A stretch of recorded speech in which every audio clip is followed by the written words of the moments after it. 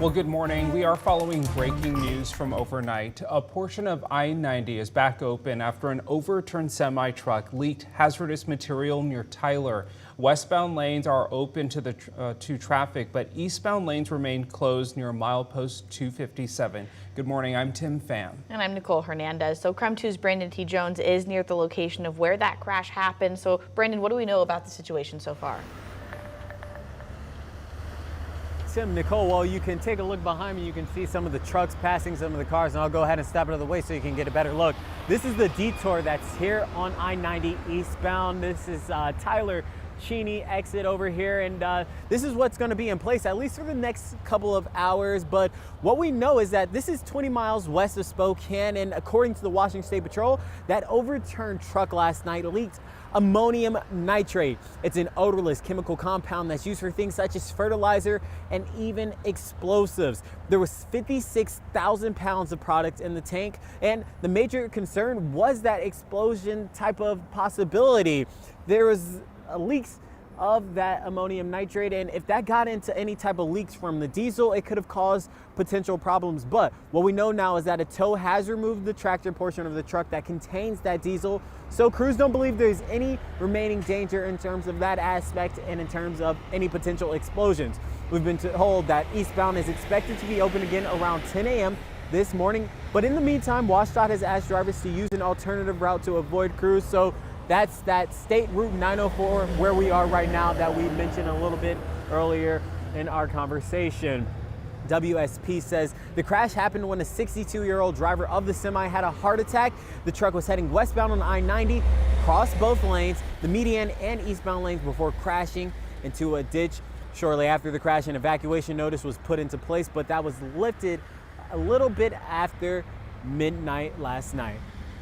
Unfortunately, he was hauling a hazardous material, pneumonia nitrate. There is a breach in that tank. So what they're doing right now is looking at the containment and seeing if we can offload the material. So we told you the truck portion of that semi has been removed, of course, which removes the diesel, but the tank that contained the actual material, the actual product, that nitrate, ammonium nitrate, that still is over there. They're still working on cleaning that up, but we've been told another tow truck is on the way to go ahead and get that removed. There was some leakage into the soil off of I-90, but a crew has been in place and they surrounded that leak with a wall of sand. As I mentioned, they don't believe there's any further danger to any of the community around here. They're going to continue to work and clean that up until they can get it all removed. The Department of Ecology is out there, hazmat teams are out there as well. So that process may take a few more hours, but as we mentioned, 10 a.m., that's when I-90 eastbound is expected to reopen once again. Live in Tyler, Brandon T. Jones, KREM 2 News. So Brandon, yeah, it's good to hear that, they did put, some sand around the chemical. I think a lot of people want to know if there's a risk to the public, but you've learned something really interesting about this chemical in particular, that it actually, while it's not, you can't smell it, you can actually see it. Explain that. Yeah, Tim, so it is an odorless compound, which means you can't smell anything. We can't smell anything from over here. And even if you were closer, there's no belief that there would be even a scent that was in the air. But it's a liquid, and when it comes out, it has its own type of reaction to let people know that it is there, and to also kind of conserve it and to make sure there's not even further damage. But when it leaks out, it has this foaming reaction that will let you know that there has been a leak or some type of exposure has been, come along with that nitrate. So that is exactly what it does. There's no odor, there's no color, but it will foam up if there's a potential leak like last night. Wow, okay, Brandon, thank you so much. Yeah, we'll be checking back in with you. Great reporting out there, my friend. Let's head on over now to meteorologist Thomas Patrick to talk about the forecast. Thomas, we're heading into Wednesday.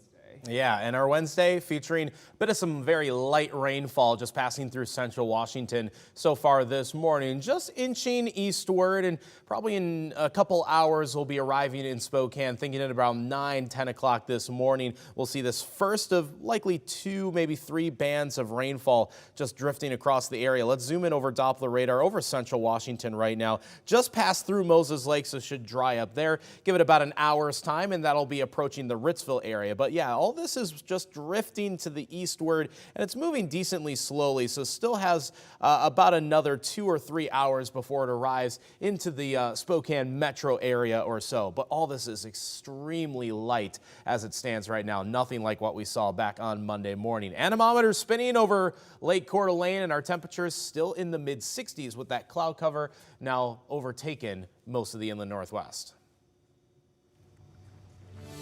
About 2 months after it closed for good, contractors are still cleaning up and clearing out the site of the former homeless encampment off of I-90. Yeah, KREM 2 Shannon Mowdy went there, and she explained what still has to be done before it takes its final form. Crews with Graymar will be hard at work, at least for the next couple of weeks, to prep these lots to become part of Spokane's north-south freeway.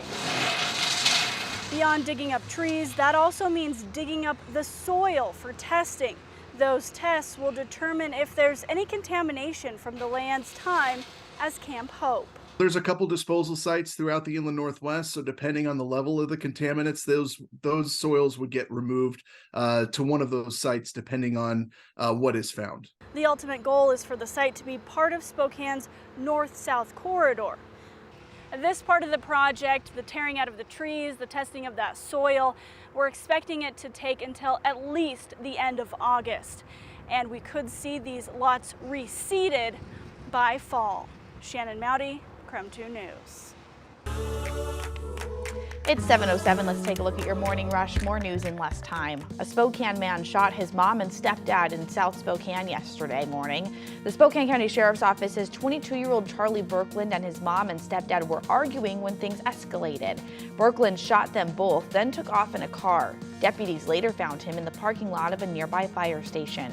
He has been charged with 2 counts of attempted murder. His mom and stepdad were seriously hurt, but they should be okay. This morning, there are still level 1 evacuations for the Ridge Creek fire burning near Hayden Lake. That fire is still 0% contained and growing.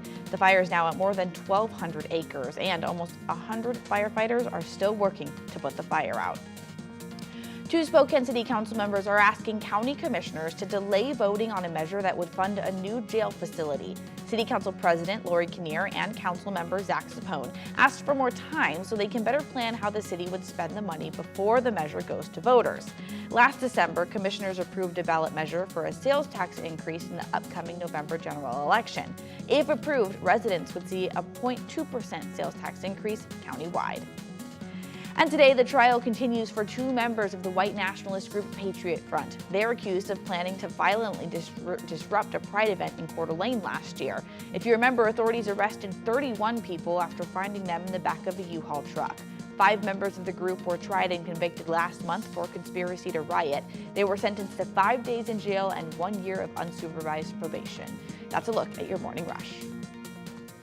It's 7:09, and weather-wise, yes, tracking a bit of some light rainfall, but our temperatures are going to be steady for a day or two before it really starts to heat up. As of right now, low to mid-60s for the most part, pretty common on what has been another decently humid morning for the inland northwest. Our hour-by-hour forecast is going to feature that light rainfall through the morning hours, and it might linger into the early afternoon for areas in North Idaho, but temperatures still in the low 80s for today. Now, while this is a cold front that is going to pass through the area, it's not going to hit our temperatures all that much for the next day or two. We'll just stay in those low 80s before that high heat of the summer season makes a triumphant return by this weekend. The mid-August outlook looking very hot across the West Coast.